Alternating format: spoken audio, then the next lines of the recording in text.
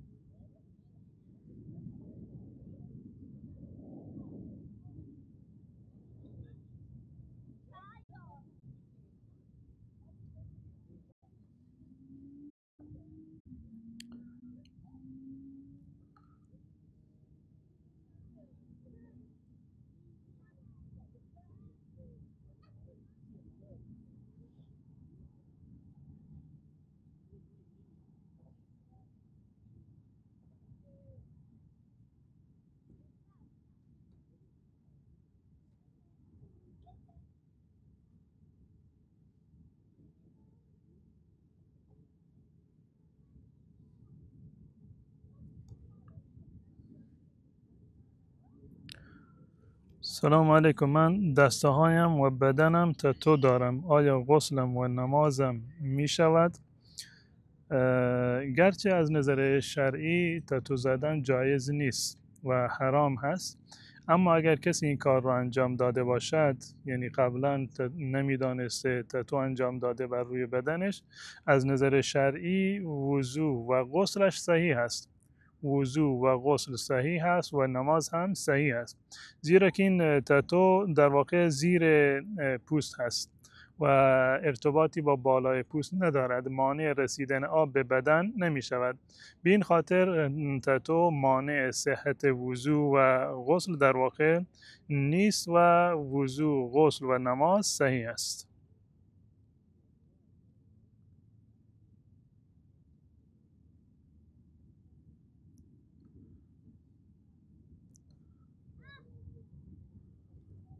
میدونم پیش من مشکلی پیش اومده که نماز مسافرت چقدر ثواب دارد؟ نماز مسافرت مثل نمازهای عادی هست، مثل نمازهای عادی وقتی که انسان در حضر هست مثل همین است، تفاوتی ندارد، ثوابش یکی هست. ثواب نماز سفر با نماز حضر. حضر یعنی وقتی که انسان در شهر خودش هست، در منزل خودش هست، و سفر وقتی که بیرون از شهر هست، جای دیگه رفته غیر از منزل خودش.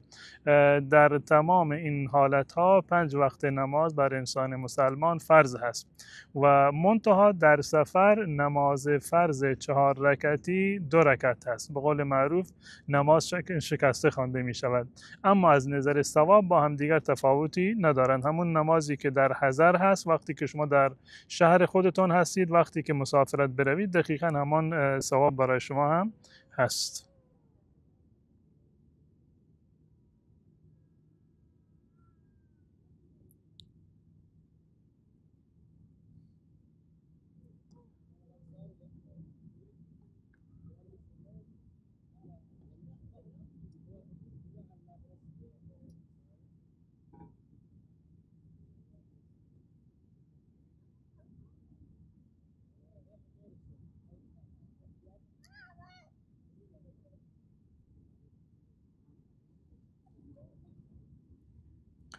سلام، رنگ سیاه به سر زدن چطوره؟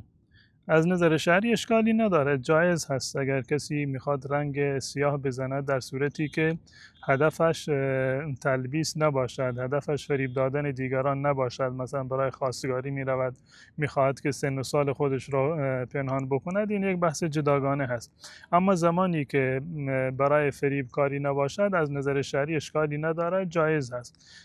برخی از علما قبلا معتقد بر این بودند که جایز نیست، یعنی رنگ سیاه را جایز نمیدانستند، به استدلال از حدیث در صحیح مسلم هست در مورد ابو قحافه پدر ابوبکر رضی الله تعالی عنه، وقتی که مسلمان شده بود پیامبر فرمودند که مویش را تغییر بدید، رنگ بزنید و از رنگ سیاه اجتناب بکنید.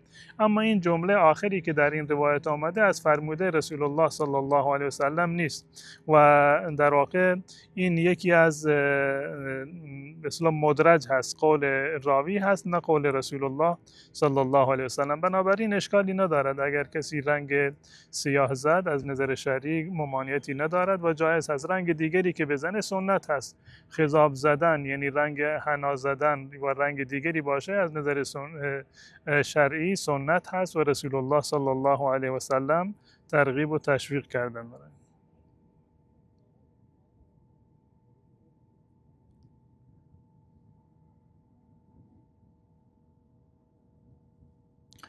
آیا ثبت عقد نکاح جز ارکان صحت عقد می باشد؟ نه، جز ارکان صحت عقد نمی باشد. این که حتما باید ثبت بشود این جز ارکان نیست. اگر کسی به طور مثال یعنی عرفی ازدواج بکنند، همون کنی که مثلا در منزل مثلا یک کسی میاد، عاقد میاد در اونجا و خطبه عقد رو میخونه، پدر عروس اونجا حضور داره، 2 تا شاهد هست و ایجاب و قبول میکنند، برای صحت نکاح همین اندازه کفایت میکند. این که نوشته بشود یا ثبت بشود این جز ارکان نیست. اما برای این که بعدا اختلافی به وجود نیاید و 2 طرف در واقع بینه و حجت و برهانی داشته باشند و شرایط نوشته باشه، بهتر است که در واقع نوشته بشود، قبضی نوشته بشود و ازدواج ثبت بشود. این اولاتر و بهتر است، اما شرط یا رکن صحت ازدواج نیست. عزیزی در مورد سنت های قبلیه نماز جمعه پرسیده بودند که قبل از نماز جمعه آیا سنت داریم یا خیر. در زمان رسول الله صلی الله علیه و سلم روش پیامبر این بوده که وقتی که پیامبر تشریف می آوردند به مسجد، مستقیما می رفتند بالای منبر و اذان گفته می شد و بعد از اذان خطبه می خواندند و بعد از آن نماز می خواندند. یعنی عملا چنین فرصتی نبوده بعد از اذان در زمان پیامبر که مردم سنت مؤکده‌ای بخوانند و عملا از رسول الله صلی الله علیه و سلم ثابت نیست که قبل از جمعه نماز سنت خوانده باشند یا اینکه دستور داده باشند، حدیثی وجود داشته باشه که رسول الله صلی الله علیه و سلم فرمودند که قبل از نماز جمعه شما به طور مثال 2 رکعت یا 4 رکعت نماز سنت بخوانید. منتها به صورت کلی رسول الله صلی الله علیه و سلم بنابر روایت حضرت سلمان رضی الله تعالی عنه تشویق فرمودند که انسان باید روز جمعه زود به مسجد برود. هر کسی که روز جمعه زود به مسجد برود و وقتی که به مسجد رفت در واقع حرف نزند و حرف بیهوده نزند و مشغول نماز باشد و هر چی که توانست نماز بخواند و وقتی که خطبه شروع شد استماع بکند و حرف نزند. و پیامبر فرمودند که کسی این کار را انجام بدهد گناهانش بخشیده می شوند. در این روایت آمده که ثم صلی ما کتب له، هر چیزی رو که برایش مقدر هست، هر مقداری که میتواند نماز بخواند. این اشکالی ندارد. این نماز نفل مطلق هست، یعنی وقتی که شما رفتید روز جمعه تا زمانی که امام میرود روی منبر شما وقت دارید که نماز بخوانید. هر مقدار که نماز خواستید، نماز قضایی بود، نماز نفلی بود، نماز تحیت المسجدی بود، تمام اینها از نظر شرعی اشکال نداره و عددش هم مشخص نیست. هر مقدار که خواستید اشکال نداره، 10 رکعت، 8 رکعت، 4 رکعت، 2 رکعت که خواندید این هیچ اشکالی ندارد. اما این که نماز سنت مؤکده‌ای باشد مانند روز جمعه، چون این چیزی از رسول الله صلی الله علیه و سلم قبل از نماز جمعه ثابت نشده. بعد از نماز جمعه هم 2 رکعت ثابت شده و هم 4 رکعت ثابت شده. اگر شما 2 رکعت بخوانید هم جایز هست، اشکالی ندارد. اگر که پیامبر وقتی که روز جمعه نماز رو میخوندن بنابر روایت عبدالله ابن عمر وقتی که برمیگشتند منزل 2 رکعت نماز سنت میخواندند. و در روایتی در این زمینه در روایت دیگر اومده از حضرت ابو هریره رضی الله تعالی عنه اگر کسی از شما میخواد بعد از نماز جمعه نماز سنت بخواند 4 رکعت بخواند. این 2 مورد آمده در حدیث رسول الله صلی الله علیه و سلم. اگر شما بر حدیث عبدالله ابن عمر عمل کردید هم خوب 2 رکعت بخوانید و اگر بر حدیث حضرت ابو هریره عمل کردید به دستور رسول الله و توصیه رسول الله 4 رکعت را خوندید بازم از نظر شرعی اشکالی ندارد و به اصطلاح سنت مؤکده رو شما انجام دادید. اما قبل از نماز جمعه سنت مؤکده‌ای وجود ندارد.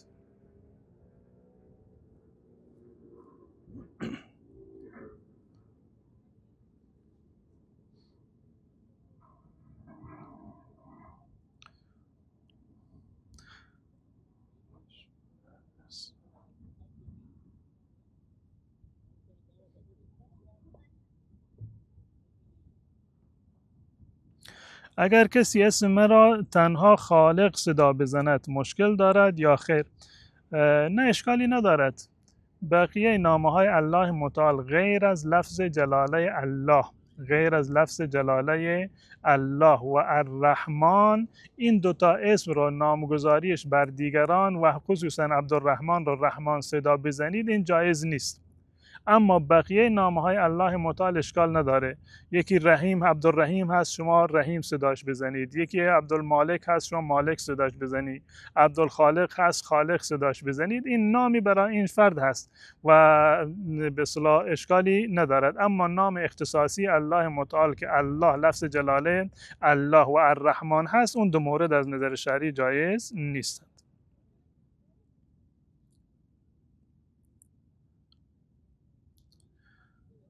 نماز جمعه سنت دارد. الان توضیح دادم خدمت شما نماز جمعه سنت قبلیه ندارد. از رسول الله صلی الله علیه وسلم سنت مؤکده قبلیه ثابت نشده. پیامبر وقتی که به مسجد می آمدند مستقیما می رفتند روی منبر و از آن گفته می شد و خطبه می خواندند. نه قولا ثابت شده و نه عملا از رسول الله صلی الله علیه وسلم برای سنت قبلیه قبل از جمعه چیزی ثابت نشده. اما به صورت کلی جایز است. شما هر مقدار که نماز نفل بخوانید اشکالی ندارد، جایز هست. و بعد از نماز جمعه 2 رکعت هم ثابت هست و 4 رکعت هم ثابت هست که رسول الله صلی الله علیه و سلم فرمودند اگر کسی میخواد بعد از نماز جمعه نماز بخواند بنابر روایت حضرت ابو هریره 4 رکعت نماز بخواند.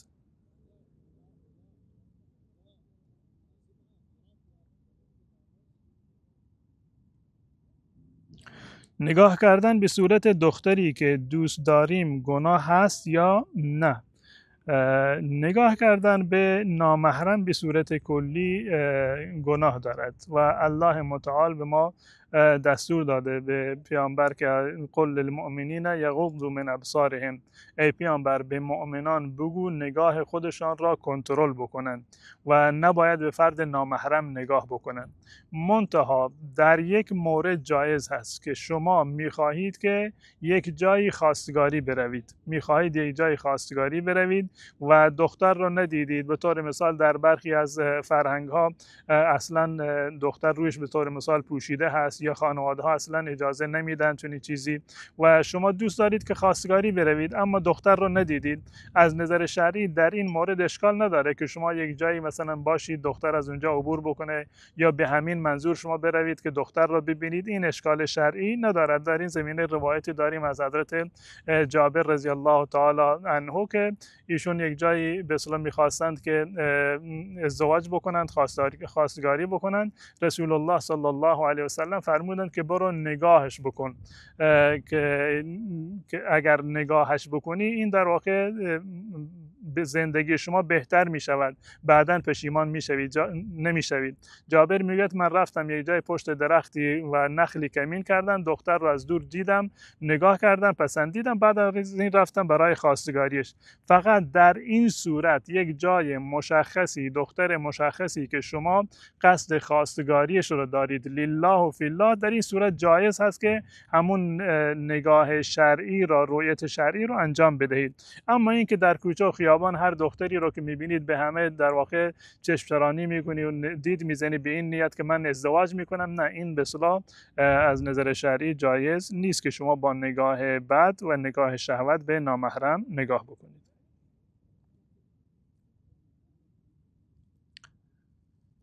من حنفیم، آیا می توانم در بعضی مسائل از امام شافعی تقلید کنم؟ در مورد این که به اصطلاح یک فردی که به طور مثال حنفی هست یا شافعی هست بخواهد در برخی از مسائل بر فتوای امام دیگری عمل بکند، از نظر شرعی هیچ گونه ممانعتی در این زمینه وجود ندارد. اگر شما تعصب نداشته باشید می توانید که بر مذاهب دیگر هم عمل بکنید. در این زمینه اگر اشتباه نکنم یکی از علمای بزرگ احناف، علامه شرنبلالی رحمت الله علیه، که ایشون یکی از علمای بزرگ و ائمه مذهب حنفی هستند، ایشون یک کتابی دارند به نام العقد فرید، اگر اشتباه نکرده باشم، یک کتابی دارند ایشان به نام عقد الفرید که اساس این کتاب همین سوال هست که از ایشون یک سوالی شد که آیا برای یک حنفی جایز هست که در مسئله وضو به مذهب امام مالک عمل بکند؟ ما میدانیم که در مذهب امام ابو حنیفه رحمت الله علیه اگر خون از بدن خارج بشود این جزء شکننده های وضو هست، اما در بقیه مذاهب جزء شکننده ها شمرده نشده.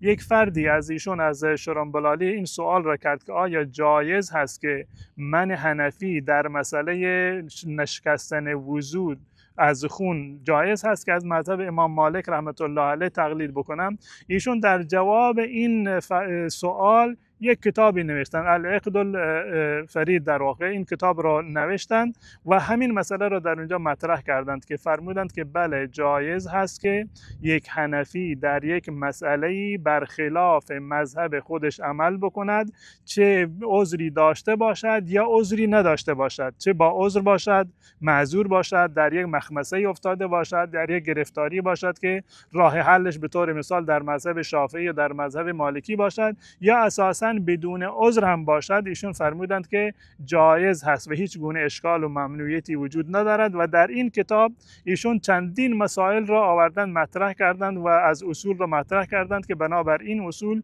جایز هست که یک فرد حنفی برخلاف مذهب امام خودش عمل بکند و این اساساً هیچ گونه مشکلی به وجود نمی آورد.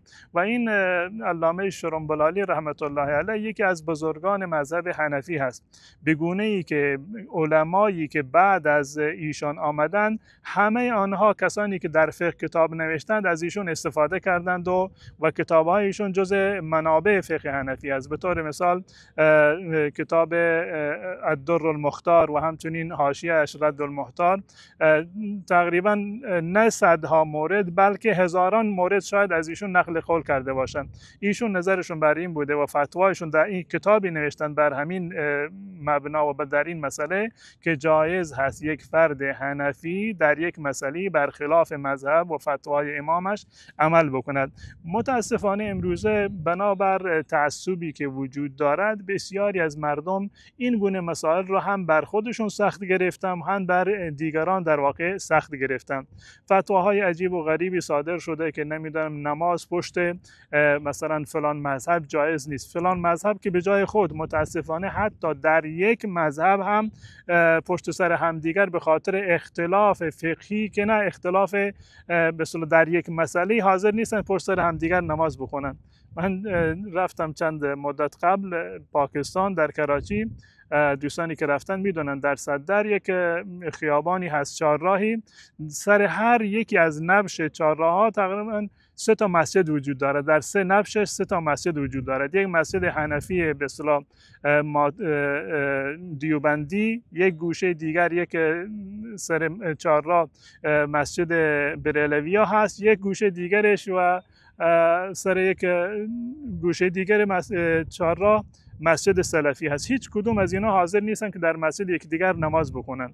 الان سلفی و حنفی که به جای خود حتی حنفی هایی که به اصطلاح دیوبندی هستند حاضر نیستن که در مسجد بریلوی نماز بخونن. بریلوی ها پشت حنفی ها نماز نمیخونن. حتی متاسفانه اخیراً مواردی داره تبلیغ میشه که حتی در قالب همون حنفی باشن، دیوبندی باشن، به اصطلاح یکی نمیدونم حیاتی هست، دیگری مماتی هست، اشاعت توحیدی هست و فلان هست، این مرزبندی ها را ایجاد کردند و فتوا دادند که نماز پشت فلان گروه مثلا جایز نیست. تمام اینها جزء تعصباتی هست که از دیدگاه شرعی نکوهیده هست و متاسفانه در زمانی که تعصب زیاد بوده در گذشته، حتی قبل از حکومت معاصر سعودی، به گونه‌ای بوده که در حرم 4 بار نماز می‌خوندند. هر مذهبی می آمده جداگانه پشت سر امام خودشون نماز می‌خوند، یعنی هر وقت نماز را 4 مرتبه اقامه می‌کردند، هر مذهبی جداگانه نماز می‌خواندند. یا مثلا افرادی اومدن فتوا دادند که به طور مثال ازدواج کردن با فلان مذهب به طور مثال شافعی جایز نیست و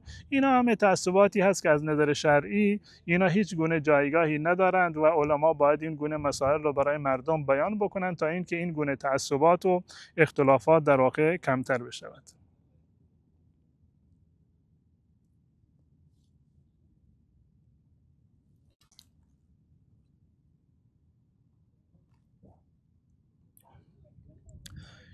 راجع به غسل جنابت توضیح بدهید. تشکر. البته به قول حنفی ها غسل جنابت تفاوتی نداره در میان مذاهب، حنفی و شافعی و غیره روش غسلشان یکی هست. روش غسل یکی هست، یعنی این که روش غسل رسول الله صلی الله علیه وسلم این گونه بوده که ایشان قبل از غسل وضو می گرفتند. دقیقاً همین وضویی که برای نماز مثلا شما وضو می گیرید، رسول الله صلی الله علیه وسلم همین گونه وضو می گرفتند قبل از غسل. وضو گرفتن قبل از غسل سنت هست، واجب نیست. اگر کسی وضو نگرفت از نظر شرعی به اتفاق تمام مذاهب غسلش صحیح است. بعد از این که پیامبر وضو می گرفتند آب بر می داشتند و روی سر خودشون می ریختند و بعد از آن تمام بدن را آب می کشیدند. از دیدگاه هیچ کدام از ائمه اربعه اهل سنت و الجماعت در غسل ما ترتیب واجبی نداریم. شما از پاهاتون شروع کردید و آمدید به طرف بالا سرتو شستید، هم وضوی درست است. شیرجه زدید رفتید در آب، هم غسلتون درست است. از سمت راست شروع کردید به چپ، از چپ شروع کردید به راست. در تمام این موارد مهم این است که بدن شما کاملا شسته بشود. وقتی که بدن کاملا شسته شد از نظر شرعی غسل شما صحیح است. اما رسول الله صلی الله علیه وسلم ابتدا روی سرشان آب میریختند، بعد از آن سمت راست بدن را میشستند و بعد از آن سمت چپ بدنش را و در آخر وقتی که از حمام می آمدند بیرون، چون که در حمام های قدیمی آب به اصطلاح جمع میشد، پیامبر صلی الله علیه وسلم آخر پاهای خودشان را آب میکشیدند. این روش غسل رسول الله صلی الله علیه و سلم است. در مذهب امام ابو حنیفه رحمت الله علیه فقط این مورد هست که به اصطلاح آب در دهان و بینی کردن جزء به اصطلاح ارکان هست در غسل که حتما باید این کار رو انجام بدهید. اگر کسی انجام ندهد بنابر فقه امام ابو حنیفه رحمت الله علیه و همچنین در فقه حنبلی غسلش صحیح نیست.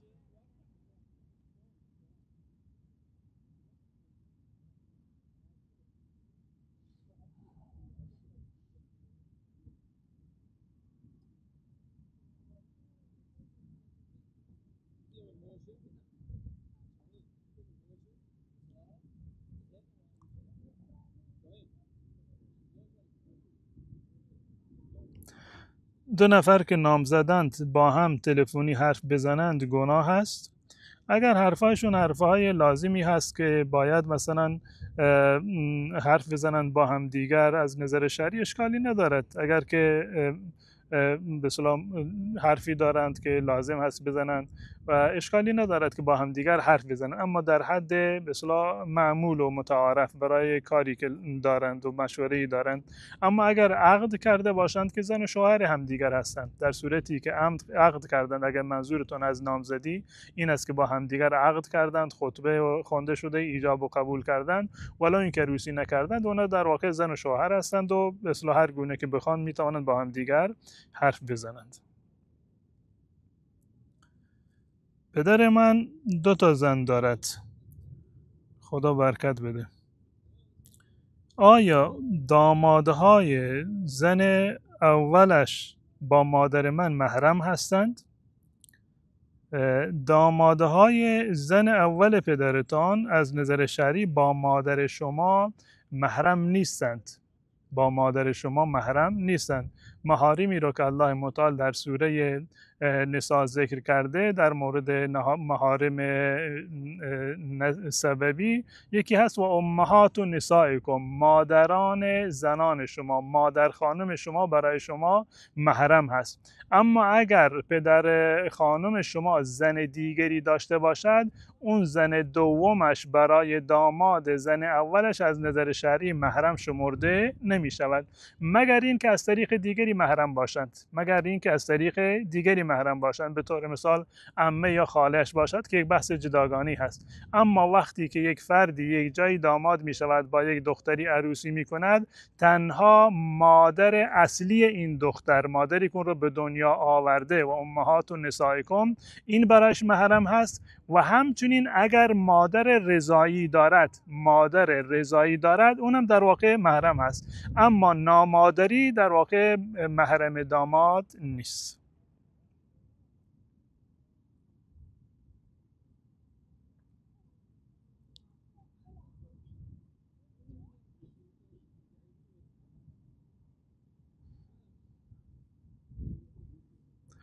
آیا نخواندن نماز سنت گناه کبیره است؟ نه، نخواندن نماز سنت گناه کبیره نیست. گناه کبیره به گناهی گفته می شود که درباره آن از جانب الله و رسول یک وعیدی آمده، تهدیدی آمده، یا این که یک مجازاتی در واقع تعیین شده، یا از جانب الله و رسول لعن و نفرین شده باشه در یک موردی. این گونه گناهان رو به آنها گفته می شود گناه کبیره. گناه کبیره گناهی هست که در مورد آن لعن و نفرینی آمده باشه، یا وعیدی داده شده باشد که در قیامت چنین و چنان عذابی رو در پی دارد، یا این که در دنیا حدی داشته باشد، یعنی مجازات شرعی برایش تعیین شده باشد. این گونه موارد، این گونه گناهان جز گناهان کبیره شمرده می شوند. اما ترک سنت اساساً گناه هم نیست که ما اونو تقسیم بندیش بکنیم که جز گناهان کبیره است یا جز گناهان صغیره. نماز سنت یا به صورت کلی حکم سنت، یعنی احکامی که به عنوان سنت معرفی می شوند، سنت به یک عملی گفته می شود که اگر کسی انجام بدهد ثواب دارد، اگر انجام نداد گناه ندارد، صرفاً از ثواب محروم می شود، اما گناهی برگردن اون نیست. اما نه گناه کبیره هست و نه گناه صغیره هست. فقط شما یک عملی را که یک فرصتی را که داشتید که به اصطلاح ثوابی کسب بکنید، این فرصت را صرفا شما از دست دادید. اما تا جایی که امکان ممکن هست نباید که نماز سنت را ترک بکنید، زیرا که نمازهای سنت در واقع جزء مواردی هستند که مکمل نمازهای ما هستند، مکمل نمازهای فرض هستند.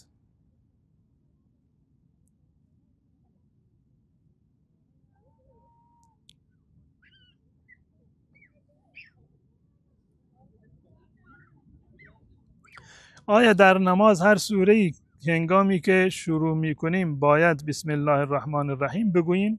بله، این سنت هست، هم در ابتدای نماز که شما سوره فاتحه را میخونید، اعوذ بالله من الشیطان الرجیم بسم الله الرحمن الرحیم، و هم بعد از سوره فاتحه که شما یک سوره دیگر میخوانید، در اینجا هم سنت است. اگر خواندید که خوب هست و اگر کسی هم نخواند از نظر شرعی نمازش اشکالی ندارد و جایز هست.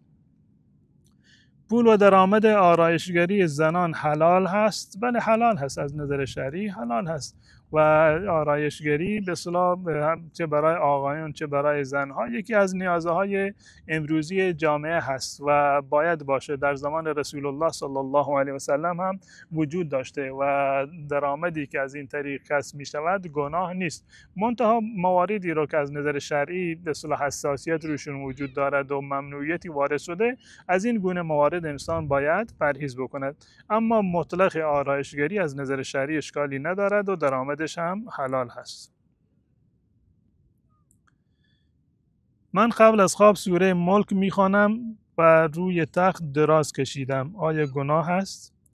نه، گناهی نیست که شما وقتی که به اصطلاح قبل از خواب دراز کشیدید روی تختتان، از روی گوشی یا حتی اگر از روی قرآن باشه که شما قرآن رو دست بگیرید و بخوانید، از نظر شرعی اشکالی ندارد. این که شما قرآن را به صورت به اصطلاح ایستاده بخوانید یا به صورت نشسته بخوانید یا به صورت دراز کشیده بخوانید، این از نظر شرعی هیچ گونه ممنوعیتی وجود ندارد. الله متعال صراحتا به ما دستور دادن فاذکروا الله قیاما و قعودا و علی جنوبکم در سوره نساء که الله متعال را یاد بکنید ایستاده، نشسته و دراز کشیده و بهترین ذکر هم کلام الله متعال هست. و در این زمینه روایات متعددی آمده از رسول الله صلی الله علیه و سلم. حضرت عایشه نقل می‌کند، در صحیح مسلم هست، در روایت در صحیح بخاری هم هست که رسول الله صلی الله علیه و سلم روی پای حضرت عایشه رضی الله تعالی عنها سر خودشان را میگذاشتند و قرآن میخواندند. و حتی در روایت صحیح مسلم آمده که حضرت عایشه رضی الله تعالی عنها میگوید که رسول الله صلی الله علیه و سلم زمانی که من در عادت ماهیانه بودن سرشان را بر روی حجر من، بر روی پای من میگذاشتند و قرآن تلاوت میکردند. خب طبیعتا وقتی که کسی سرش را بگذارد بر روی بالشتی یا بر روی مثلا پای خانمش، خب صورت به اصطلاح دراز کشیده هست، به پشت دراز کشیده در واقع و از رسول الله ثابت هست و این هیچ گونه اشکال و ممانعت شرعی هم ندارد.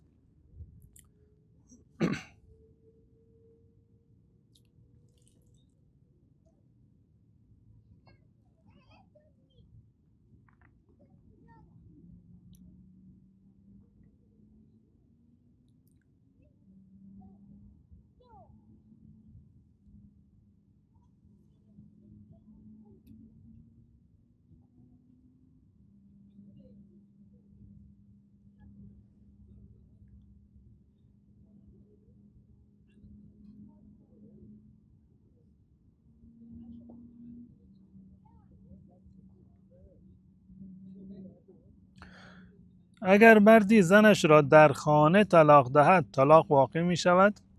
بله، در هر کجا که طلاق بدهد، مکانی مشخص نشده برای طلاق دادن و برای طلاق دادن لازم نیست که انسان حتما باید دادگاه بره. وقتی که یک آقایی زنش را طلاق داد، در هر کجا که باشه، وقتی که طلاق داد، این حق طلاق را الله متعال به مرد داده، به خاطر این که یک مقدار یعنی فکرش بیشتر هست، حساسیتش بیشتر هست، خرج و مخارج و هزینه هایی را متحمل شده، شاید مثلا دلش بیشتر برای زندگی خودش عموما میسوزد و صبر و بردباریش بیشتر هست، به خاطر این طلاق را الله متعال به مرد داده. اما اگر مردی بنابر هر دلیلی زنش را طلاق داد و به زنش گفت تو طلاق هستی، از نظر شرعی طلاق واقع می شود و برای طلاق لازم نیست که حتما حکم دادگاه باشه یا مثلا در جمع باشه، زن بشنود یا نشنود. همین که مرد تلفظ بکند که من زنم را طلاق دادم یا به زنش بگه تو طلاق هستی، در واقع طلاق واقع می شود.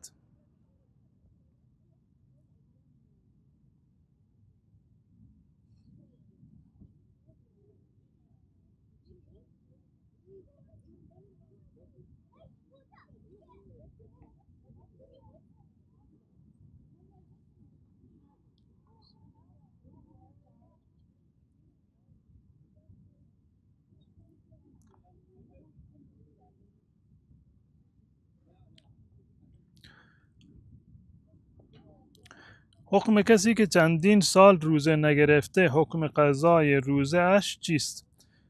در اصل باید که کسی که روزه نگرفته باشد، حکمش این است که باید قضایش را بیاورد، باید قضایش را بیاورد و اگر نمیتواند بنابر عذری مریض هست، نمیتواند قضایش را بیاورد، بیمار هست، ضعیف هست، حکمش این است که باید کفاره بدهد. در مقابل هر روزی تخمینی نگاه بکند که به طور مثال چند روز را روزه نگرفته، به تعداد همان روزها اولا روزه بگیرد، اگر نمیتواند روزه بگیرد به جایشان فدیه بدهد، در مقابل هر روزی به یک مسکین غذا بدهد.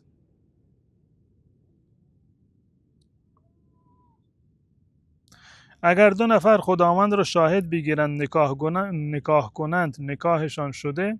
نه، این که خدا را شاهد بگیرید، شما از کجا میدونید که خدا شاهد هست و شاهدی شما را قبول میکند؟ و شهادتی برای نکاح برای این است که در یک جای اختلاف به وجود میاد و یک فردی مثلا میاد شاهدی میده که بله من بودم این دو نفر با همدیگر ازدواج کردند.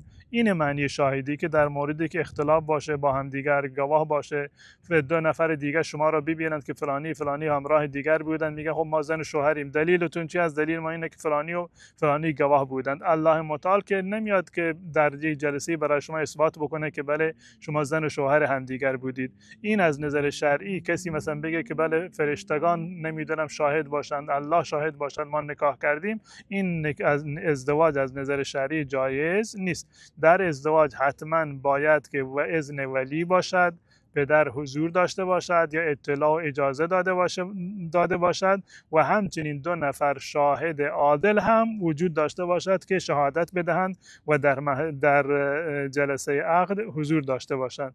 بدون این نکاح منعقد نمی شود.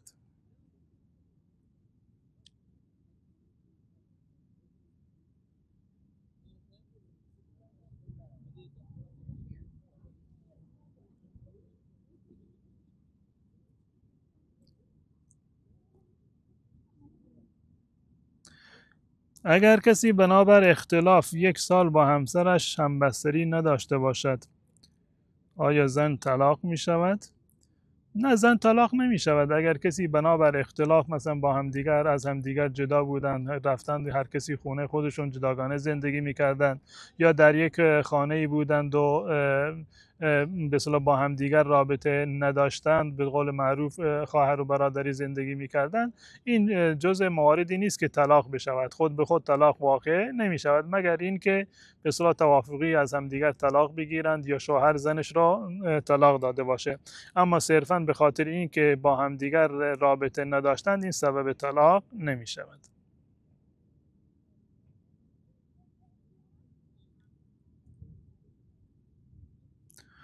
شما توی یک کلیپی میگفتین گوشت کفتار حلال است، ولی من تحقیق کردم میگفتند حرامه. بله، نظر من هم همین است که حرامه. من در کلیپ الان در پیج هست، من توضیح دادم نظر برخی از فقها را و نظر خودم را هم اعلام کردم که اصل در این گونه موارد در گوشت درندگان بر این است که حرام هستند. گوشت هر درنده‌ای بنابر اصل در واقع حرام هست. مذهب امام ابو حنیفه رحمت الله علیه همین هست و اصل هم بر همینه.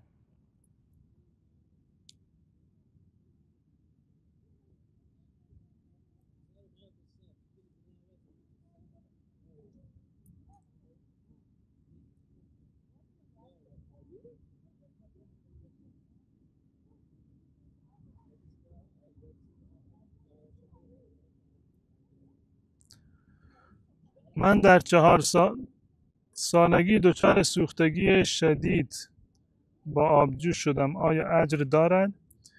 به صورت کلی تمام مصیبت هایی که بر انسان مسلمان می آیند، این مصیبت ها از دو حال خالی نیستند: یا این که کفاری برای گناهان انسان هستند و یا این که رفع درجات برای انسان هستند. و رسول الله صلی الله علیه وسلم بنابر روایتی فرمودند که هر موردی که به انسان مسلمان میرسد در واقع برایش کفاره هست و رفع درجات هست. حتی شوکت و یشاکها، حتی خاری که به پایش فرو می رود، اینم در واقع اجر دارد. تمامی بیماری ها، تمامی دردها، تمامی رنج ها، غم ها، اندوه ها از نظر شرعی کفاره گناه هستند و رفع درجات هستند در روز قیامت. اگر کسی ولو این که در سنین کودکی قبل از بلوغ هم در واقع دچار چنین عارضه‌ای شده باشه، قطعا این برای اون جزء اجر و پاداش براش داره، هم برای اون هم برای پدر و مادری که در واقع متعلم شدند و زحمت دیدند. برای همه سبب رفع درجات و کفاره گناهان خواهد بود.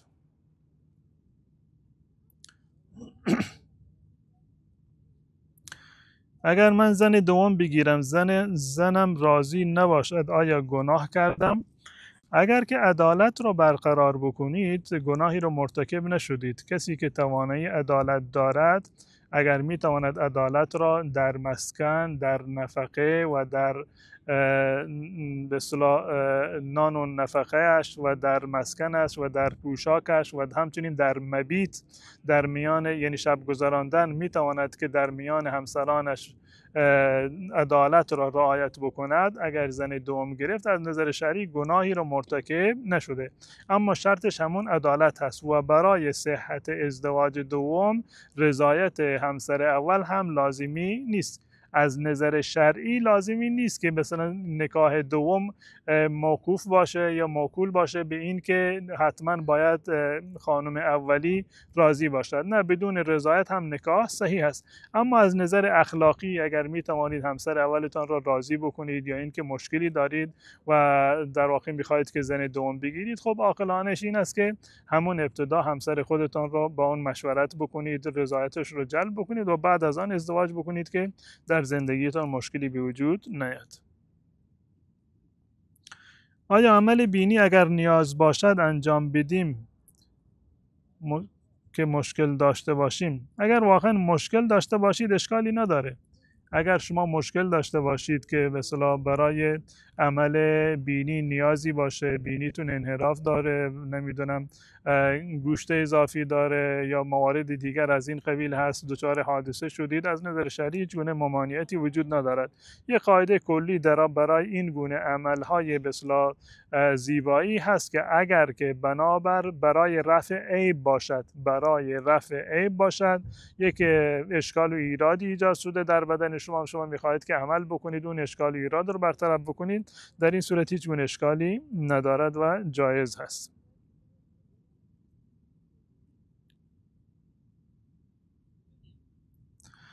آیا حنفی ها حتما باید دستشان زیر ناف باشد؟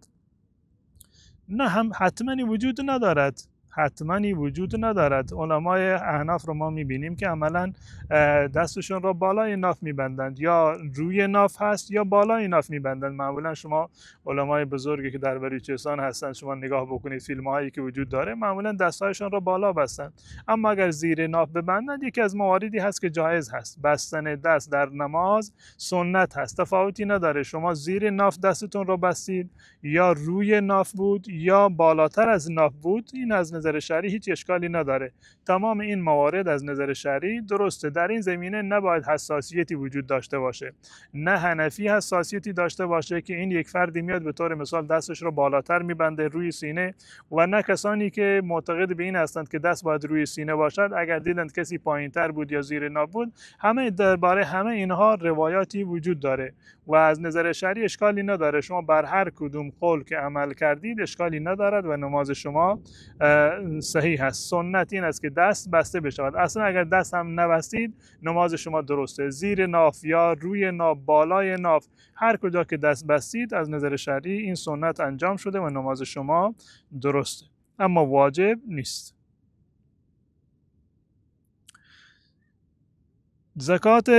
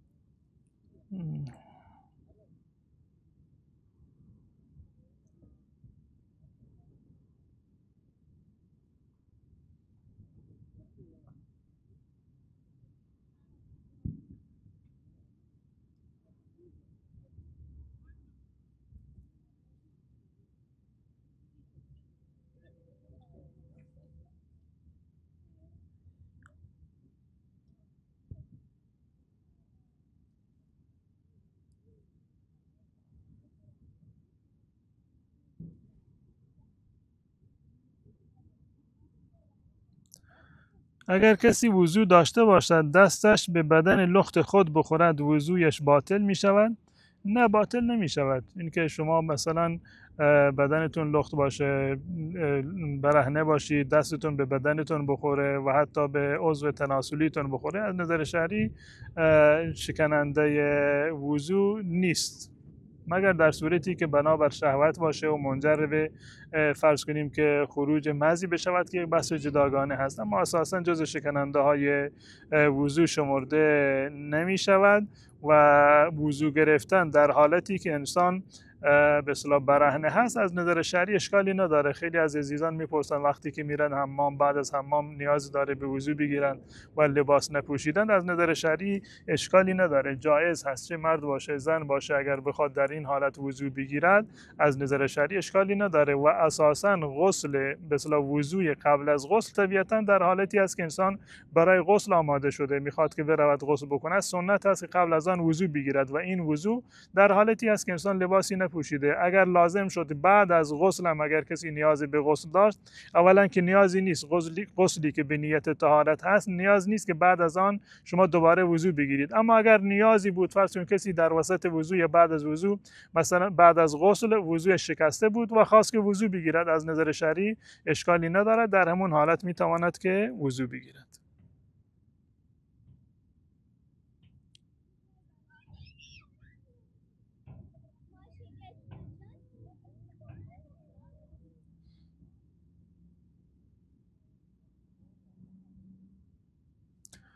دو غسل همزمان انجام می شود؟ بله، 10 غسل هم همزمان انجام می شود. تفاوتی نداره که چند تا غسل باشند، یعنی چند تا از موجبات غسل یک جا جمع شده باشند، یک غسل کافی هست. فرض کنید خانمی مثلا پریود بودند و مثلا در حالت جنابت بودند، بعدش پریود شدند، خب دو سبب از اسباب وجوب غسل در اینجا ظاهر شده، یعنی هم پریود هست و همین که حالت جنابت داره. یک غسل برای هر دوتا کافی هست، یک غسل برای هر دوتا کافی هست. یا اینکه فرض کنید یک فردی مثلا چند بار مثلا جنوب شده باشه، خواب دیده باشه یا همبستری کرده باشه، از نظر شرعی برای تمام این موارد فقط یک غسل کافی هست، چند غسل لازم نیست.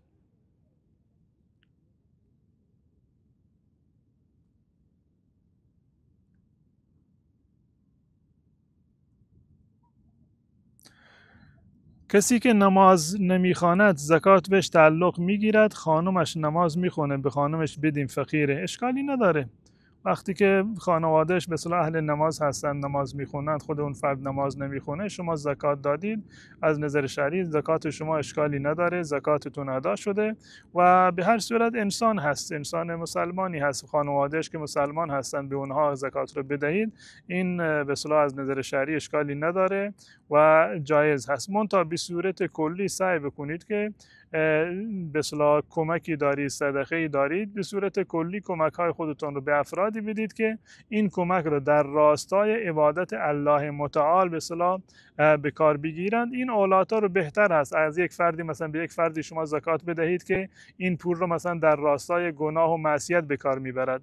گرچه زکات شما جایز هست، شما با الله متعال معامله کردید، زکاتتون ادا شده، ثواب هم دارید، اما این که یک فردی که با ایمانی باشه و با پول شما را برای خرج خانواده مثلا هزینه بکند، یا اینکه در راستای عبادت هزینه بکند و تقویتی بشه و از این طریق مثلا بتونه الله متعال را عبادت بکنه، این حالت بهتر و اولاتر است. گوشت اسب حلال است؟ بله، گوشت اسب حلال هست، اشکالی ندارد. در روایت اومده که رسول الله صلی الله علیه وسلم برای گوشت اسب اجازه دادند، یعنی جایز قرار دادند گوشت به اصطلاح اسب را کسی بخوره. و در زمان قدیم چون که به اصطلاح اسباب و آلت جهاد بوده، سواری بوده برای جهاد، بسیاری از فقها میگفتند مکروه هست، یعنی اینکه اگر که این به اصطلاح قرار باشه که همه اسبه ها را ذبح بکنند و از گوشتش استفاده بکنند، خب برای جهاد و سواری در واقع باقی نمیمونه، به این خاطر گفته بودند که مکروه هست. اما حکم اصلیش این است که جایز هست. رسول الله صلی الله علیه وسلم این گوشت اسب را ممنوع اعلام نکردند، برعکسش گوشت الاغ را ممنوع اعلام کردند و رخص فی الخیل و درباره اسب اجازه دادند و رخصت دادند.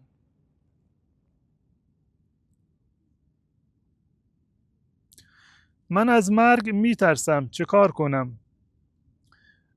اولا شما ببینید که ترس از مرگ یک مرحله طبیعی دارد، یک مرحلهش طبیعی دارد و به اصطلاح مشروع هم هست و پسندیده هست که انسان از مرگ بترسد و رسول الله صلی الله علیه و سلم فرمودند که من شما را از زیارت قبرستان منع کرده بودند، فزوروها انها تذکرکم الاخره، بروید قبرستان را زیارت بکنید، به زیارت قبرستان بروید، زیرا که این کار شما را به یاد آخرت، به یاد مرگ در واقع میافتد و فرمودند که مرگ را زیاد یاد بکنید، یعنی همیشه در فکر آخرت خودتان باشید و فایدهش این است که انسان وقتی که در فکر آخرت خودش باشد، خب بیشتر تشویق می شود، ترغیب می شود برای انجام دادن عبادت و کارهای خیر، از گناه و معصیت پرهیز می کند، چون می داند قیامتی هست، سوال و جوابی در واقع هست، بهشت و جهنمی هست. این اندازش از نظر شرعی مطلوب هست و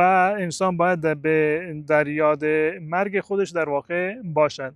اما این به اصطلاح ترس از مرگ انسان را از الله متعال دور بکند یا انسان را از زندگی دور بکند، انسان را ناامید بکند که انگیزه‌ای برای نه امور دینی داشته باشد و نه امور دنیوی یا دینی، از نظر شرعی پسندیده نیست. این در واقع جزء وساوس شیطانی هست که شما را میترساند تا اینکه ناامیدتان بکند. متاسفانه بسیاری از مردم دیگه فکر میکنند قیامت خیلی نزدیک شده، هیچ گونه کار و کاسبی رو راه نمیاندازند، الان قیامت شده، الان دیگه وقت کار و کاسبی نیست. نه، اینا تمام به اصطلاح وساوس شیطانی هست. و این که شما از مرگ بترسید، شما این رو باور داشته باشید که تا زمانی که مرگ شما فرا نرسد شما نمیمیرید. تا زمانی که مرگ شما فرا نرسد شما نمیمیرید. اجل تمام انسانها را الله متعال کاملا نوشته و ثبت شده هست، نه جلوتر میافتد مرگ انسان و نه به تأخیر میافتد. این که شما از مرگ بترسید، نه مرگ شما را جلو میاندازد نه به تأخیر میاندازد. و شعری هست از حضرت علی رضی الله تعالی عنه میفرماید که ای یوم من الموت افر، من کدام روز از مرگ فرار بکنم، یوم قدر لی ام یوم لم یقدر، اون روزی که مرگ من مقدر شده من اون روز فرار بکنم یا اون روزی که مقدر نشده. فرمودن اون روزی که مقدر هست نمیشه فرار کرد و اون روزی که مقدر نیست خب فایده هم ندارد فرار کردن، نه جایی برای فرار هست و نه فرار هم در واقع فایده دارد. بنابراین انسان این اعتقاد رو داشته باشد که مرگ حق هست، همه دارند میمیرند، اما هیچ کسی قبل از اجل فرا رسیدن اجل خودش در واقع نمیمیرد.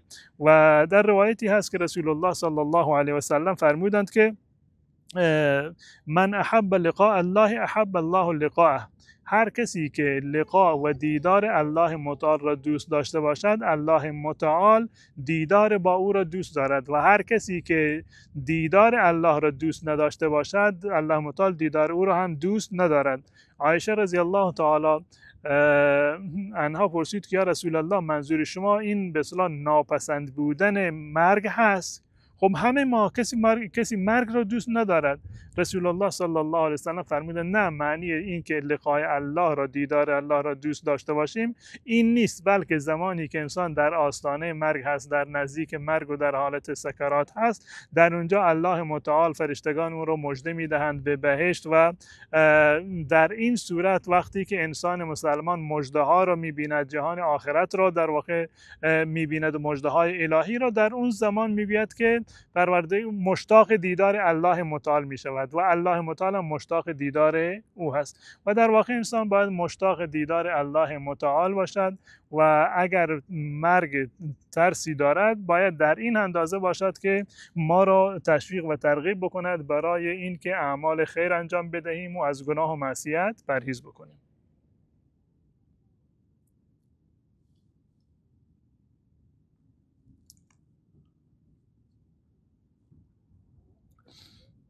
آیا تجلیل از سالگره ازدواج و سالگره اطفال گناه دارد؟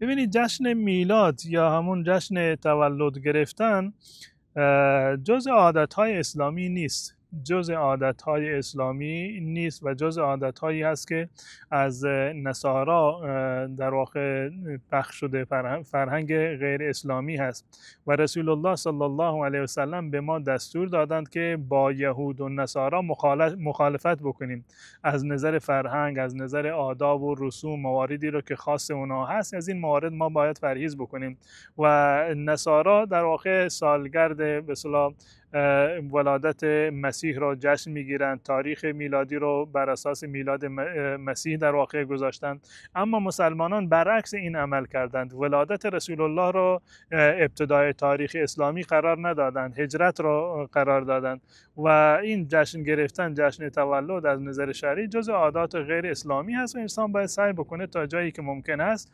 همون سادگی رو در زندگی خودش داشته باشه. اگر هدف به اصطلاح این است که شما مثلا فرزند خودتان رو تشویق بکنید و نمیدونم به یاد ازدواج خودتان باشید و مواردی از این قبیل هست، خب اینا رو میتونید در قالب موارد دیگری باشه. خود همین که زن و شوهر هر روز به همدیگر اظهار عشق میکنند و در طول سال به همدیگر به طور مثال هدیه میدهند و خرج و مخارج تامین میکنند و با همدیگر سفر میروند، خود همین با هم بودن شما یاد و خاطر ازدواج شما هست، نه اینکه صرفا همون تاریخ دقیقی که ازدواج کردید همون هم باشه و سلام دیگه. یا این که برای کودکان می توانید که برای تشویق اونها برای موفقیتی که در اون نقش داشتن اونو تشویق بکنید. درباره ولادت هیچ گونه نقشی کودک شما نداشته که بیاد یادآوری بکنید که در این روز تو به دنیا آمدی، اما یادآوریش بکنید مثلا برای این که در مدرسه به طور مثال امتیاز آورده، یک مهارتی رو یاد گرفته، یک هنری رو یاد گرفته، زبانی رو یاد گرفته، به خاطر این برایش مثلا مراسمی بگیرید و کیکی بگیرید و تشویقش بکنید، این از نظر شرعی اشکالی نداره. اما این که فقط گره بزنید روی تولدش و چون که تولد مثلا یک فرهنگ عمومی شده الان به طور مثال و عرض کردم که غیر مسلمانان در واقع بیشتر روی این تاکید دارن، این مشابهت از نظر شرعی زیاد پسندیده نیست. چرا داشتن کفتر گناه است؟ داشتن کفتر کی گفته که گناه است؟ داشتن کفتر گناه نیست. اگر شما کفتر داشته باشید، مثلا دارید مثلا برای پرورش کبوتر، مثلا برای خرید و فروشش باشه یا برای مواردی از این قبیل باشه، اصلا برای استفاده از گوشتش باشه، برای سرگرمی باشه، از در این صورت از نظر شرعی ممانعتی نیست. اما این که شما به خاطر کفتر بازی به اصطلاح روی بام بروید، پشت بام و در خونه همسایه دید بزنید، مزاحمت ایجاد بکنید برای دیگران، این از نظر شرعی حرام هست. خود این که شما پرورش کبوتر داشته باشید این از نظر شرعی مشکلی ندارد، اما این که برای دیگران مزاحمت ایجاد بکنید اینش از نظر شرعی اشکال دارد. گفته شده است اگر که سوره احزاب را بنویسیم و در گوشه خانه بگذاریم خواستگاری برای دختر می آید، این صحت دارد؟ نه، چون این چیزی صحت ندارد.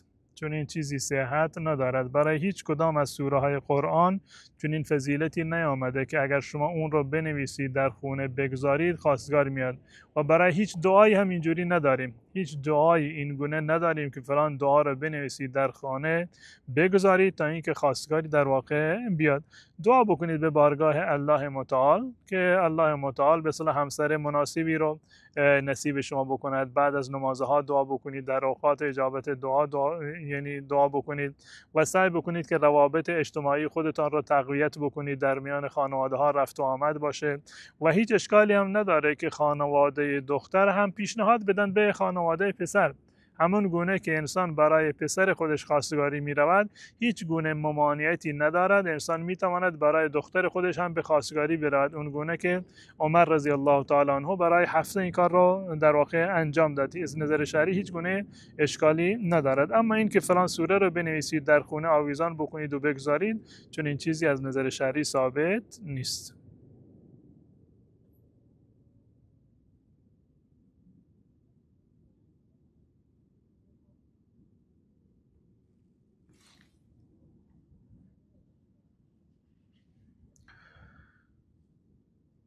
پولی که در عروسی جمع میشه به اسم شاباش، آیا این حلال هست؟ بله، این ممانعت شرعی ندارد. یک نوع کمکی هست در واقع برای داماد که در واقع ازدواج کرده، خرج و مخارجی بر سرش اومده، الان مثلا دوستان عزیزان کمک میکنن به عنوان یک هدیه، از نظر شرعی اشکالی نداره و این حلال هست و جایزه. من نماز فرض فقط میخوانم، سنت نمیخوانم، این گناه هست؟ نه، گناه نیست، این گناه نیست. یک اعرابی اومد، یک بادیه نشین اومد پیش رسول الله در محضر رسول الله صلی الله علیه و سلم و از ایشان سوال کرد که چی چیزی بر من فرض هست، این دینی که آوردی چی هست؟ رسول الله صلی الله علیه و سلم براش توضیح دادند که نماز هست، روزه هست، زکات هست، حج هست، این فرایض را توضیح دادند و بعد از این فرد بلند شد از مجلس رسول الله صلی الله علیه وسلم و گفت که والله لا ازید علی هذا ولا انقص، به خدا من از این نه بیشتر میکنم و نه کمتر. یعنی نمازهای دیگر سنت و نفل اینا رو گفت نه، من فقط همین فرضها رو انجام میدم، نه بیشتر و نه کمتر. رسول الله صلی الله علیه وسلم فرمودند اگر راست بگوید و پایبند این حرفش باشد رستگار شد.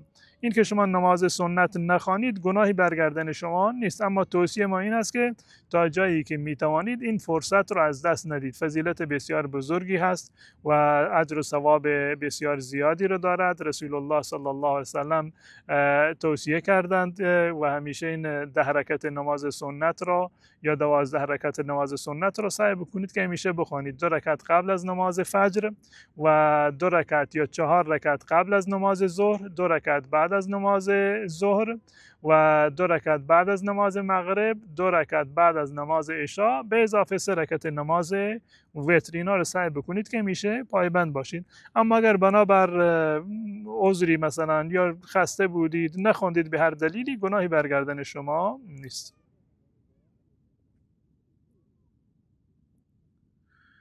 آیا سر برهنه وضو بگیریم وضوی من درست است؟ بله، اشکالی نداره. چرا مثلا شما در وقتی که وضو بگیرید باید سرتون پوشیده باشه؟ برای خانم ها هیچ گونه به اصطلاح بایدی در این زمینه وجود نداره که حتما وقتی وضو گرفتن باید چادر سرشون باشه. نه، شما در یک جای وضو میگیرید، در خونه خودتون هستید، نامحرمی وجود نداره، خب اشکال با لزومی هم نداره که در وقت وضو چادر پوشیده باشید. جایز هست که در وقت وضو چادر نداشته باشید. در وقت تلاوت قرآن واجب نیست که سرتون پوشیده باشه.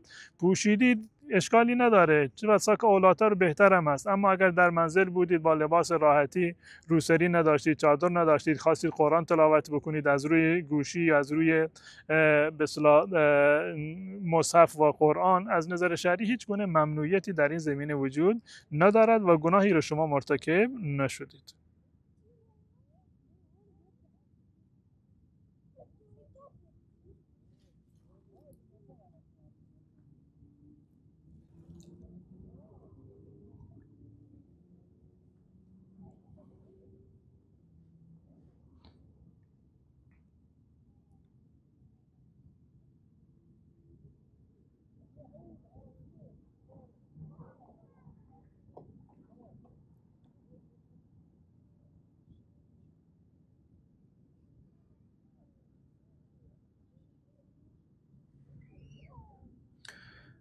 مبطلات نماز به خصوص باد معده چه اندازه‌ای باشد که وضو میشکند؟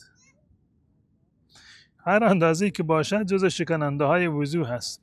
هر اندازه‌ای که باشد جز شکننده های وضو، یعنی یکی این هست که بادی از شکم خارج بشود، این جز شکننده های وضو هست و کم و زیادش در واقع مطرح نیست. منتها در این زمینه یعنی بعضی از مردم وسوسه دارند و در زمان رسول الله چنین اتفاق افتاد که از پیامبر سوال کردند یا رسول الله، ما وقتی که در نماز هستیم گاهی وقتی به اصطلاح احساس میکنیم که به طور مثال بادی از شکم خارج شده، در این صورت ما چیکار بکنیم؟ در صورتی که انسان وسواس داشته باشه زیاد که مثلا من وضوی شکسته، باید چیکار بکنم چیکار نکنم، رسول الله صلی الله علیه وسلم فرمودند لا ینصرف حتی یسمع صوتا او یجد ریحا، نه، نمازتون رو ترک نکنید مگر اینکه صدایی شنیده باشید یا بویی رو احساس کرده باشید، یعنی اینکه مطمئن باشید که حتما وضو شکسته. اما صرفا به خاطر اینکه به اصطلاح رگ به رگ شده و یک مقدار مثلا اختلاجی صورت گرفته و احساس کردید که وضو شکسته، روی احساستان و روی این وسواس عمل نکنید.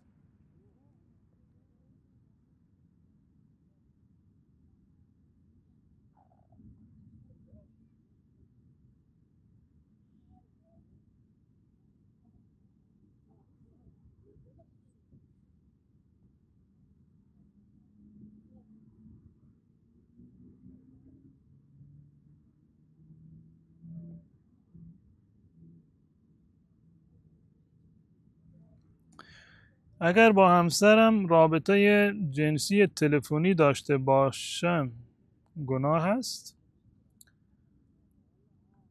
در میان زن و شوهر گناهی وجود نداره، چه حضوری باشه چه از راه دور باشه، حرف و حدیثی باشه از در مورد مسائل جنسی و رابطه جنسی، گناه و اشکالی در این زمینه وجود ندارد. اما در این زمینه انسان باید احتیاط بکند و فضای مجازی و از راه دور شاید مثلا برای شما امنیتی نداشته باشه، سبب بشه که مکالمات شما و به اصطلاح پیامه‌های شما مثلا درز بکنه جای دیگه و برای شما دردسری وجود داشته باشه.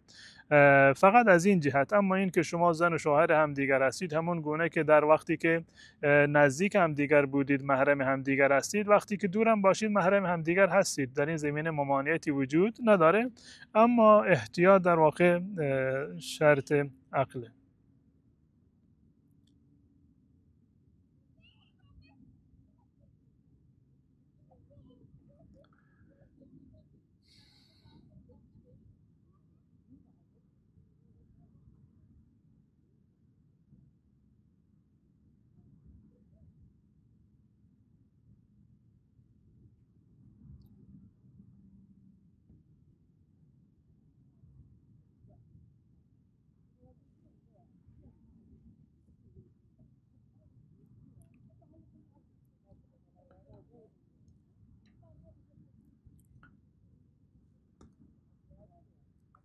اگر کسی در رمضان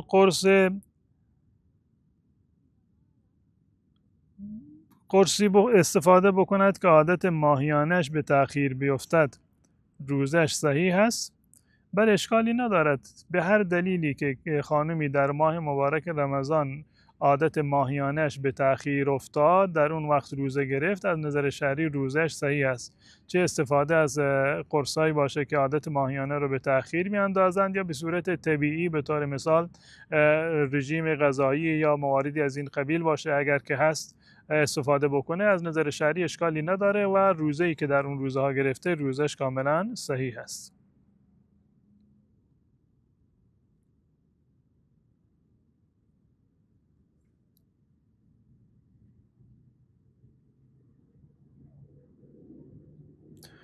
با ناخن دراز نماز میشه؟ وضو با رنگ ناخن درست است؟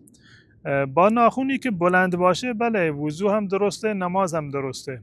ناخن وقتی که بلند باشه هم وضو درسته و هم نماز درسته. منتها کوتاه کردن ناخن جز سنت های اسلامی هست و جز آداب اسلامی است. اما برای لاک ناخن نه، صحیح نیست. اگر کسی لاک ناخن داشته باشه، کاشت ناخن داشته باشه، وضویش و غسلش از نظر شرعی صحیح نیست. اما ناخن طبیعی خودش هست، ناخنش را گذاشته که بلند بشود، وضو و غسلش و نمازش از نظر شرعی صحیح است.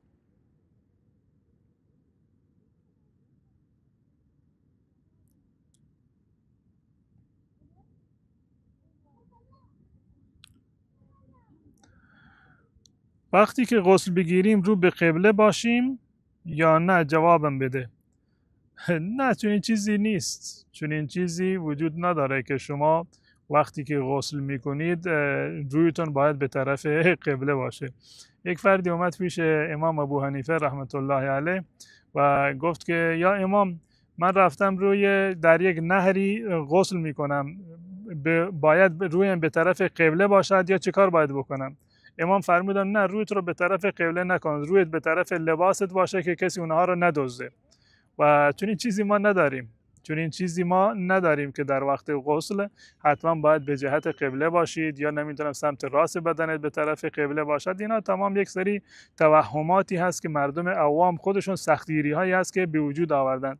رسول الله صلی الله علیه و سلم در این زمینه ما رو آزاد گذاشتن. نه سنت هم نیست که به طرف قبله باشیم، رو به طرف قبله باشیم، نمیدونم شانه راست به طرف قبله باشه. نه، یه چنین چیزی از نظر شرعی سنت نیست. به هر صورتی که شما بودید، هر طرفی که دوش حمام شما بود، به همون طرف رویتون رو بکنید و غسلتون رو انجام بدید. از نظر شرعی هیچ اشکالی نداره، غسلتون هم کاملا صحیحه، به خودتون هم سخت نگیرید.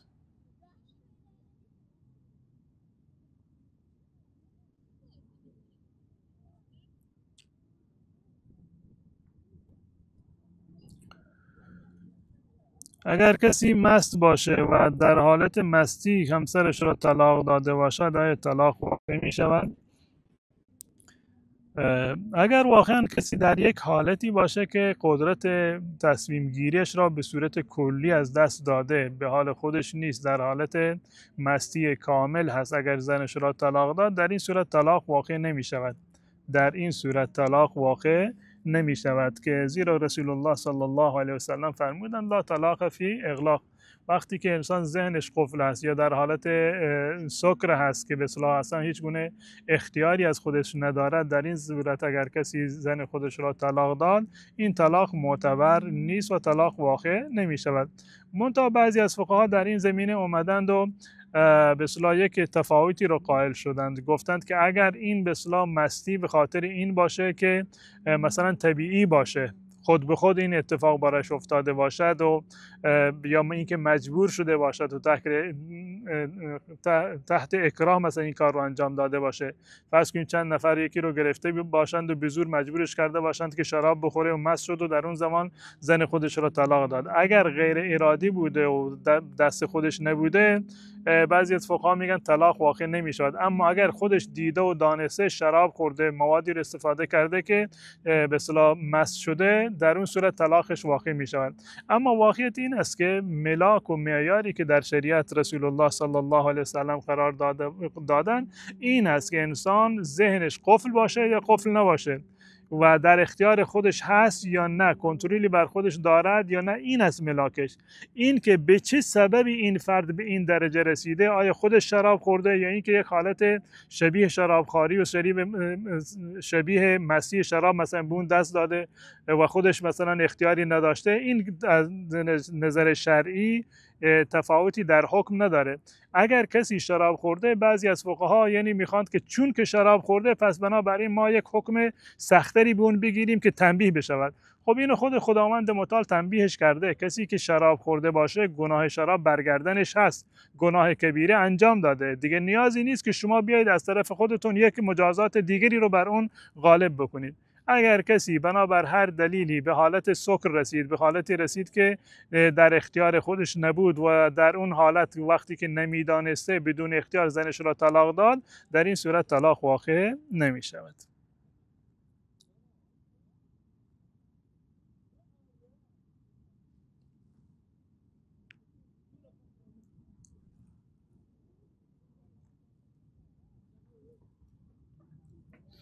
تتو بزنم روی بدنم گناه است؟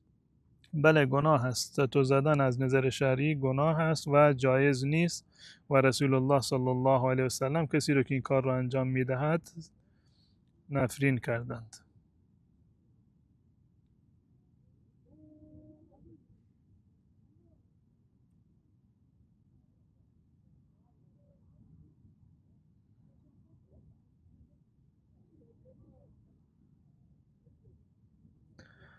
ذبح کردن حیوان با دست چپ چه حکمی دارد؟ اصل سنت بر این است که با دست راست باشد. سنت بر این است که با دست راست باشد. رسول الله صلی الله علیه وسلم همیشه دست راست خودشون را اختصاص داده بودند برای کارهایی که به اصطلاح خیر هست، برای کارهای خیر اختصاص داده بودند. مانند این که غذا خوردن باشه، یک چیزی رو به کسی میدادند یا چیزی رو از کسی در واقع میگرفتند و برای این گونه موارد دست راست استفاده میکردند. برای نظافت و کارهای دیگه دست چپ رو استفاده میکردند و برای ذبح حیوان اولاتر و بهترین است که با دست راست باشه. اما اگر کسی با دست چپ ذبح کرد، از نظر شرعی ذبحش جایز هست، حیوان حلاله، هیچ گونه اشکال شرعی نداره، یعنی گناهی برگردنش نیست. و اگر کسی اساساً به طور مثال چپ دست هست که به طریق اولا هیچ گونه اشکال شرعی در واقع ندارد. اما اگر کسی حتی یعنی میتوانست با دست راست ذبح بکند، عمدن با دست چپ ذبح کرد، باز هم اون حیوانی که ذبح کرده از نظر شرعی حلال هست.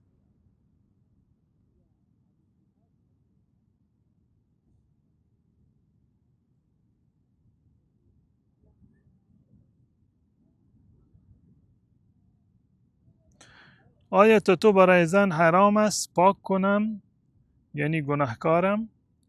اگر که پاک کردنش ممکن هست، برایتون خرج و هزینه نداره، از دردش نمیترسی، بهترینه که پاک بکنید. اما اگر بگونه هست که پاک نمیشه، یا اینکه پاک کردنش هزینه زیادی داره، یا اینکه فرض کنیم اثرش باقی میمونه، یا اینکه فرض کنیم که اشکال دیگری در بدنتون به وجود میاد و برایتون سخته، دردش رو نمیتونید تحمل بکنید، در این صورت اشکالی نداره.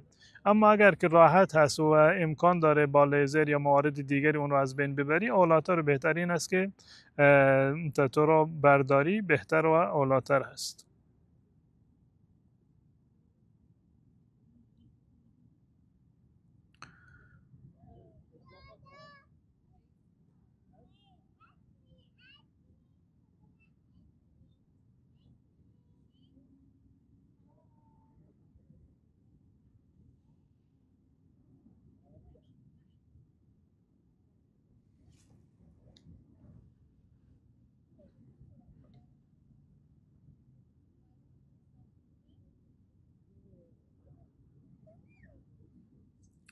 عزیزی طلب دعا کردن، دعاگوی شما هستم، انشالله که موفق باشید.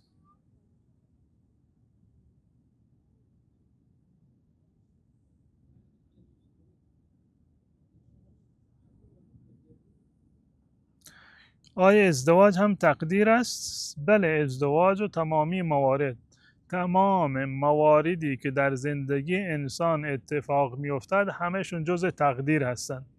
در دنیا هیچ چیزی بدون تقدیر اتفاق نمیافتد.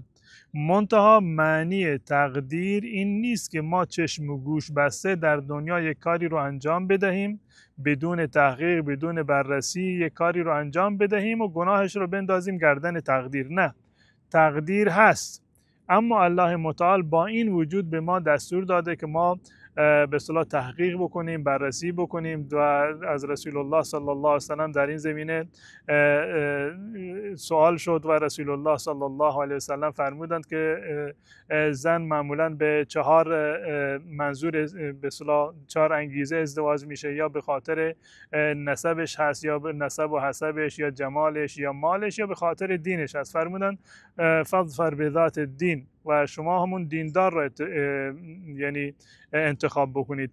دستور دادند که به ما نگاه بکنیم، اون موردی که شایسته تر هست، با ما به اصطلاح سنخیت بیشتری داره، فرهنگش با ما بیشتری که هست، از نظر دینی به ما نزدیکتر، از انسان دیندار و با اخلاقی باشه. و همچنین فرمودند اذا اتاکم من ترضون دینه و خلقه فزوجوه، اگر کسی خواستگاری آمد که دین و ایمان و اخلاقش رو میپسندیدید، اونو به اصطلاح قبول بکنید. و شریعت به ما دستور داده که تحقیق و بررسی بکنیم. این که چشم خودمان را ببندیم، بدون تحقیق کاری را انجام بدهیم، این به اصطلاح معنی تقدیر نیست. در کنار تقدیر شما سعیت رو انجام بده، تلاشت رو بکن، تحقیق بکن تا جایی که میتوانید. نهایت هر چی شد همون تقدیر الله متعال بوده. اگر یک دختری قرار بود که باش ازدواج بکنید، نشد، یک کسی دیگری رو قرار بود که باش ازدواج نکنید، اتفاقا اون برای اومد و نهایتا با اون ازدواج کردید، تمام اینها جزء تقدیر هست.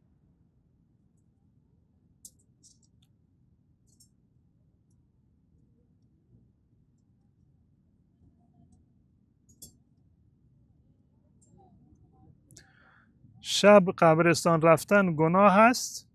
نه، اشکالی ندارد. اگر که دل و جرأت دارید اشکالی نداره، از نظر شرعی هم گناهی نداره. بسیار از مردم میترسند که شب به قبرستان برند، اما از نظر شرعی اشکالی ندارد. رسول الله صلی الله علیه وسلم بنابر روایتی که حضرت عایشه رضی الله تعالی عنها نقل میکنند میفرماید که هر وقتی که شبهایی که نوبت من بود، آخر شب رسول الله صلی الله علیه وسلم میرفتن زیارت قبرستان بقیع و برای مردگان دعا میکردند. اگر کسی شب خواست که برود به قبرستان، از نظر شرعی ممانعتی وجود ندارد. تاریخی، زمانی، روزی برای زیارت قبرستان تعیین نشده، نه شب و نه روز، هر وقتی که خواستید یکی هست معنیش. من شراب خوردم و الان توبه کردم، آیا الله متعال مرا میبخشد؟ بله، هر کسی از هر گناهی توبه بکند. هر گناهی را که شما انجام دادید، بعد از آن پشیمان شدید، توبه کردید، تصمیم گرفتید دوباره آن کار را انجام ندهید، الله متعال گناه شما را میبخشد، توبه شما را الله متعال میپذیرد. آیا خواندن سوره یاسین بعد از نماز صبح باعث برآورده شدن دعا می شود؟ به صورت کلی عبادتی رو که انسان انجام میدهد این یکی از مواردی هست که جزء به اصطلاح دعا را به اجابت نزدیکتر هست. بعد از انجام یک عبادتی شما الله متعال مثلا دعا بکنید، این دعا به اجابت نزدیکتر هست. اما خاصیتی که سوره یاسین مثلا بگیم هر کسی سوره یاسین را بخواند بعد از نماز صبح و بعد از آن دعا بکند دعایش قبول می شود، چون این خاصیتی وارد نشده. به صورت کلی برای دعا بعد از عبادت، بعد از نماز باشه، بعد از تلاوت قرآن باشه، بعد از صدقه دادن باشه، بعد از ذکر و اوراد باشه، از نظر شرعی بهتر هست. یعنی یکی از جاهایی هست که به اجابت نزدیکتر هست. اما چنین خاصیتی برای سوره بقره به صورت جداگانه ثابت نشده.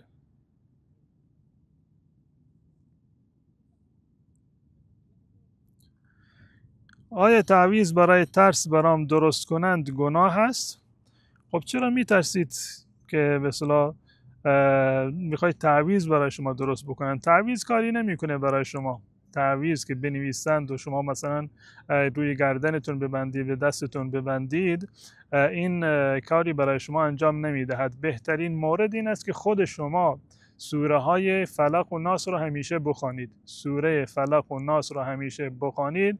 از هر تعویضی این در واقع برای شما مفیدتر هست. بعد از هر نماز سعی بکنید که همیشه سوره اخلاص و فلق و ناس را بخونید. وقتی که از خونه بیرون می روید این سوره ها را بخوانید. وقت خواب این سوره ها را بخوانید.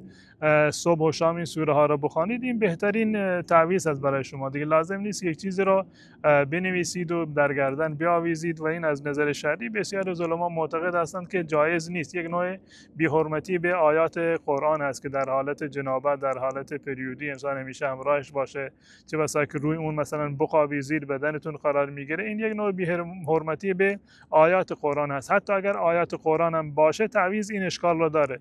اگر به اصطلاح طلسم و جادو و نمیدونم اشکال و اعداد باشه که اون از نظر شرعی حرام هست. از نظر شرعی کاملا اون حرامه.